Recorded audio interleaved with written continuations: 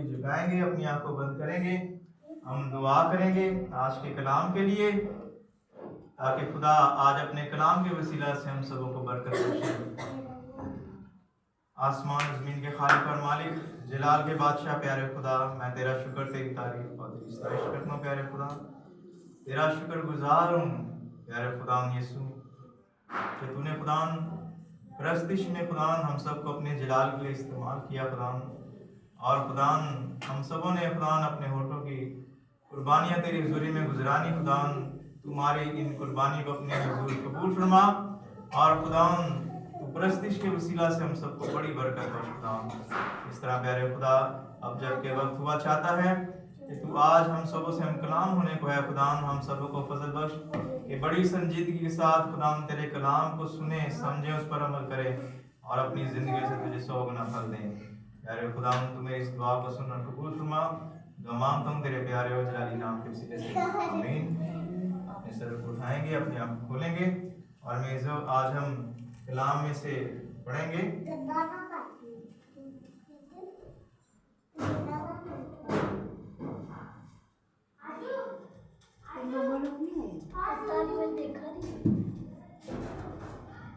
ہم کلام میں سے پڑھیں گے متی کی انجیل میں سے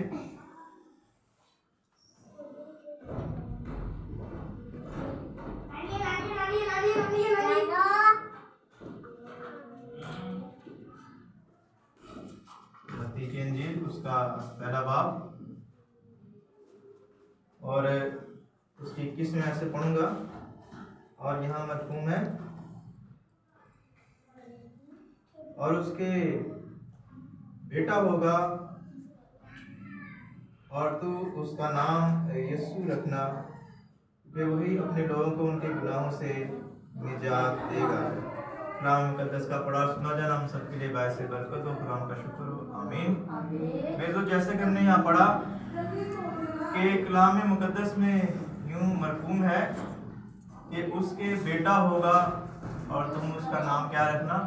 یسوع رکھنا، اور یسوع کا مطلب ہے نجات دہندہ، کہ جو لوگوں کو، یہاں لکھا ہے کہ اپنے لوگوں کو وہ کیا دے گا؟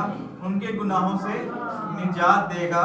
کیونکہ اگر ہم یہاں پڑھیں کہ گناہوں سے نجات اس دنیا میں کوئی بھی نہیں دے سکتا، کہ اگر انسان ہم دیکھیں پچھلے دور میں، اگر اب بھی دیکھیں تو قوم بنی اسرائیل پہلے بھی قربانیاں گزرانتے تھے اور اپنے گناہوں سے کیا کرتے تھے؟ چھٹکارا پانے کی کوشش کرتے تھے، تاکہ وہ قربانی دے کر بیل اور بچڑوں کی خدا کے ساتھ ان کا ملاپ ہو جائے۔ مگر بیلوں اور بچڑوں کا خون انہیں ان کے گناہوں سے نجات نہیں دے سکتا تھا، اور نہ ہی ان کا ملاپ خدا سے کروا سکتا تھا، اور اس کے لیے ایک قربانی ایسی ہونی تھی کہ جو ہمیں خدا کے ساتھ ملا سکے، تاکہ ہمارا جو رابطہ ٹوٹا تھا خدا کے ساتھ وہ ایک بار پھر جڑ جائے۔ اور وہ قربانی خدا یسوع مسیح نے ہمارے لیے کیا دی؟ اس دنیا میں آ کر، تاکہ ہم کیا کریں؟ اپنے گناہوں سے نجات پا سکیں۔ ہاللیلویا، ہاللیلویا، ہاللیلویا۔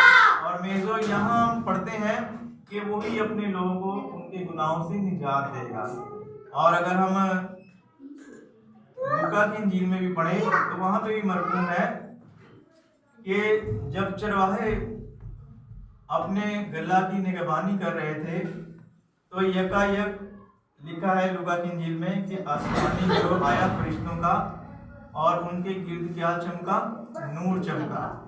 اور میزو یہ اس بات کی گواہی ہے کہ ان کے گرد نور چمکا، یعنی کہ خدا یسوع نے انہیں تاریکی میں سے نکال لیا۔ اور آج بھی ہم دیکھیں کہ جو یسوع کے ساتھ نہیں ہیں، جو یسوع مسیح پر ایمان نہیں لائے لوگ اس دنیا میں، آج بھی اربوں لوگ ہیں کہ جو یسوع مسیح کو اپنا نجات دہندہ نہیں مانتے، اسے خدا کا بیٹا نہیں مانتے، تو وہ کیا ہیں؟ ابھی بھی تاریکی میں ہیں، ابھی بھی اپنے موروثی گناہوں میں وہ قید ہیں۔ اور موروثی گناہ جیسے کہ آپ جانتے ہیں، میں بتا بھی دیتا ہوں کہ موروثی گناہ وہ ہے کہ جو آدم کے دور سے چلے آ رہے ہیں، اور وہ کیسے کہ جب آدم نے اور ہوا نے وہ پھل کھایا، اور وہ پہلا انسان تھا کہ جس کے وسیلہ سے تمام دنیا کے لوگ کیا ہو گئے؟ ابلیس کے قید میں ہو گئے، ابلیس کے شکنجے میں آ گئے، اور انہوں نے اپنا جو حق تھا، جو اپنا اختیار تھا، وہ کیا ہوا؟ کھو دیا، اور ابلیس نے اس دنیا کی بادشاہت کو حاصل کر لیا۔ کیونکہ اگر ہم کلام مقدس میں پڑھیں پیدائش کی کتاب میں، تو وہاں لکھا ہے کہ آدم اور ہوا کو خدا نے کہاں رکھا تھا؟ باغ عدن میں، اور ان کو ہر ایک چیز پر کیا دیا تھا؟ اختیار دیا تھا، انہیں برکت دی تھی، اور وہ برکت انہوں نے ابلیس کے کہنے پہ گوا دی۔ اور جس طرح کہ میں نے کہا کہ آج بھی لوگ کیا ہیں؟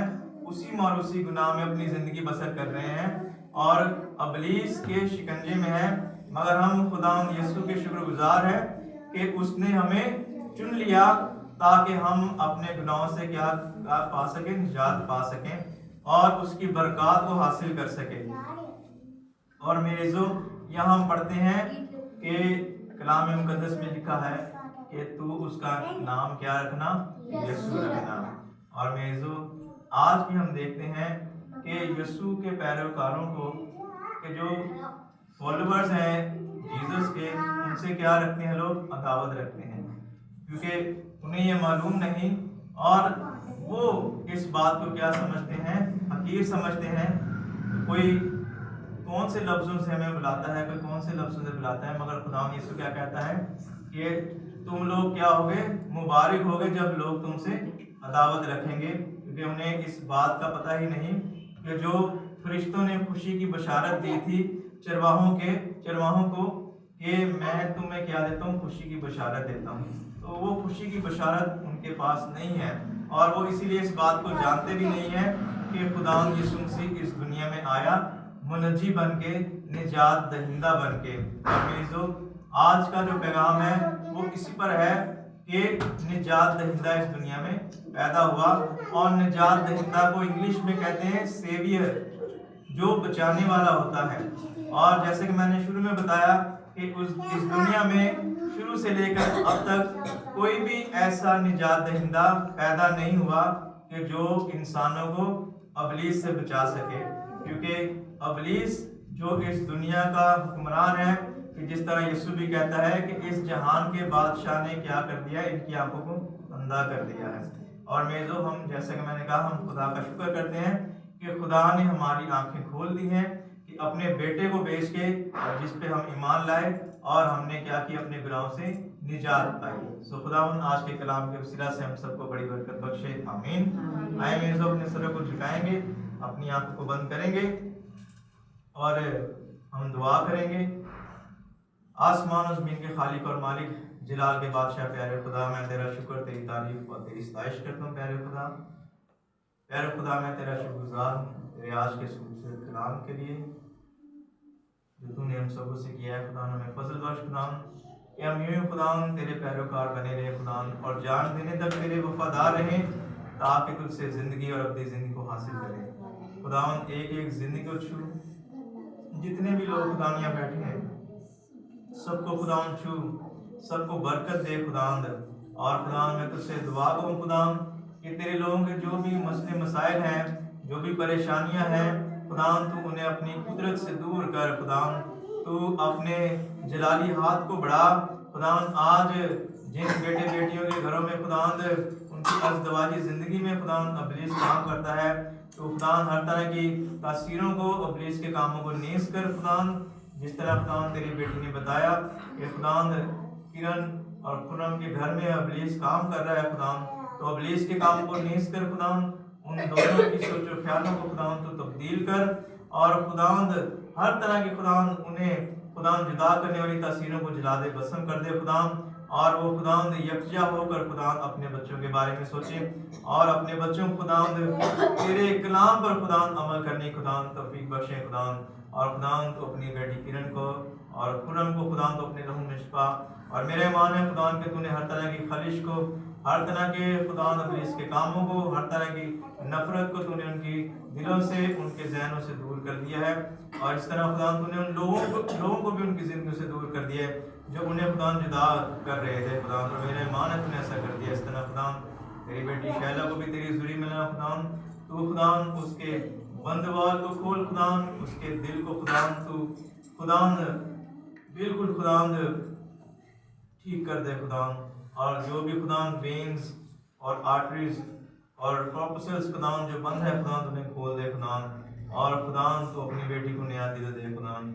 इस तरह खुदावन इन छोटे बच्चों को भी छू खुदावन, इन्हें भी खुदावन तू बरकत बख्श खुदावन। जिस तरह तूने कलाम मुक़द्दस में अपने शागिर्दों से कहा कि छोटे बच्चों को मेरे पास आने दो, उन्हें मना ना करो खुदावन।